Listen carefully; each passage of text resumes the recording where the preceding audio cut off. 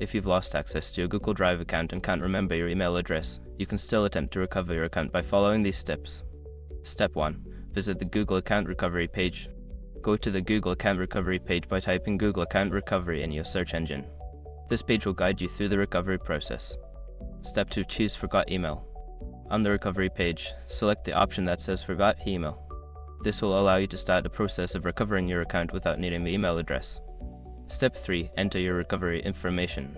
You will be prompted to enter your recovery phone number or recovery email address associated with your Google account. Provide the information you have and click Next. Step 4. Verify your identity. Google will send a verification code to the recovery phone number or email you provided. Check your messages or email for the code, enter it on the recovery page and click Next. Step 5. Follow the prompts to recover your account. Once your identity is verified, follow the on-screen instructions to recover your account. You may be asked to create a new password or answer security questions. If you follow these steps carefully, you should be able to regain access to your Google Drive account. Remember to keep your recovery information updated to avoid future issues.